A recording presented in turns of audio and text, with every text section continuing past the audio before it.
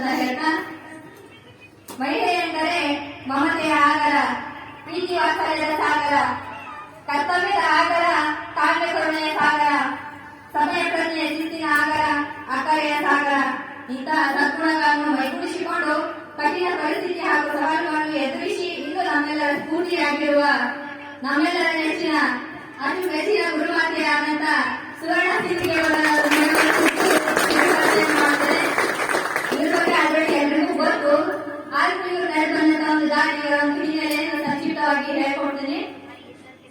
ಇವರು ಮೂಲತಃ ಬಿಜಾಪುರದವರಾಗಿದ್ದು ಪ್ರಾಥಮಿಕ ಹಾಗೂ ಪ್ರೌಢ ಶಿಕ್ಷಣವನ್ನು ಇವರು ಜಮಖಂಡಿಯಲ್ಲಿ ಮುಗಿಸಿ ಮುಂದಿನ ವಿದ್ಯಾಭ್ಯಾಸವನ್ನು ವಿಜಯಪುರದ ಸಿದ್ದೇಶ್ವರ ಕಲಾಮಂದಿರದಲ್ಲಿ 3 ವರ್ಷಗಳ ಡಿಪ್ಲೊಮಾ ಡ್ರಾಯಿಂಗ್ ಮಾಸ್ಟರ್ ಕೋರ್ಸ್ ಅನ್ನು ಮುಗಿಸಿರುತ್ತಾರೆ.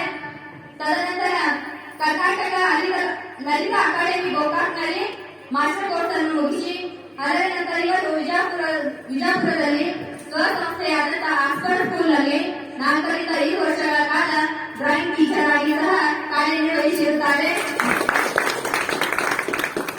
ನಂತರ ಇವರು ಹವ್ಯಾಸಕ್ಕೋಸ್ಕರ ಅಡಿವರ್ಗ ತರಬೇತಿಯನ್ನು ಪಡೆದುಕೊಳ್ಳುತ್ತಾರೆ. ಹವ್ಯಾಸಕ್ಕಾಗಿ ಪಡೆದುಕೊಂಡ ಒಂದು ತರಬೇತಿಯನ್ನು ಹೊರಹೊಮ್ಮಲು ಇವರು ಒಂದು ತರಬೇತಿ ಕೇಂದ್ರವನ್ನು ತೆರೆಯುತ್ತಾರೆ. ಆದರೆ 2016 ಮತ್ತು 2017ನೇ ಸಾಲಿನಲ್ಲಿ ತೆರೆದಂತಹ ತರಬೇತಿ ಕೇಂದ್ರದಲ್ಲಿ ಕೇವಲ 5 ರಿಂದ 6 ವಿದ್ಯಾರ್ಥಿಗಳನ್ನು ತರಬೇತಿಗೆ ತೆಗೆದುಕೊಂಡು ಕೇವಲ 1000 ರೂಪಾಯಿಗಳ ಶುಲ್ಕದ ಮೂಲಕ ಇವರ ಒಂದು ಉದ್ಯೋಗವನ್ನು ಆರಂಭಿಸಿ ಇಂದು 2016-17ರ ಲೆಕ್ಕ ನೋಡಿದರೆ ಇಂದು 25ನೇ ಸಾಲಿನಲ್ಲಿ ಇವರು 10, 20 ಅಲ್ಲ, 100, 200 ಅಲ್ಲ, 7 ರಿಂದ 8, 9 ವಿದ್ಯಾರ್ಥಿಗಳಿಗೆ ತರಬೇತಿಯನ್ನು ನೀಡುವುದರ ಮೂಲಕ ಇವರು ಯಶಸ್ವಿಯನ್ನು ಕಂಡಿದ್ದಾರೆ. ಇವರು ಹವ್ಯಾಸವನ್ನು ಸ್ಫೂರ್ತಿಯನ್ನಾಗಿ ಬದಲಿಸಿಕೊಂಡು ಅದರಲ್ಲಿ ಅಗಾಧವಾದ ಯಶಸ್ವಿಯನ್ನು ಕಂಡು ಇಂದು